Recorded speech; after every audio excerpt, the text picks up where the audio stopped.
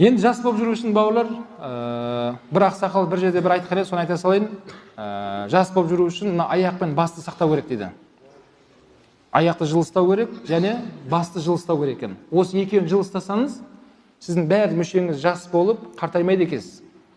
Бауырлар, уақытында анау апаларымыз дейміз бе, әжелеріміз дейміз бе, сол аталарымыз тыныштық бермегендіктен өздері тоқал екіншісін алып береді екен. Ақсақал түнімен ұйықтамайды. Сөйтіп тоқал алып береді екен, сонымен бола бер, маған мазалама деп. Сөйтіп күндердің күнде тоқалда жалып жасапты. Ақсақал түнімен ұйықтамайды деп. Кейін мамандардан сұрап, енді ол да сұрастырған ғой, не істесек болады, мына кісіні қалай тоқтатамыз деп. Түнімен ұйықтамайды дейді. Кейін мамандар айтыпты, мынау саптама деген етік бар, бабаларымыз саптама етік киіп жүретін болған. Астында ұлтарақ деген бар, қалың ұлтарақ сабылады екен аяқтарына. Біреу айтты, ақырындап ақсақалға білдірмей ұлтарағын ала беріңдер депті. Біліп қоймасын, ақырындап жоқартай беріңдер.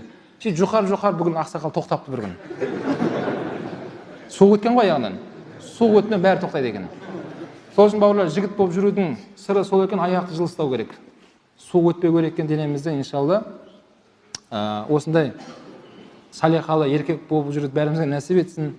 Осы сипаттар бойымызда табылсын, иншалла.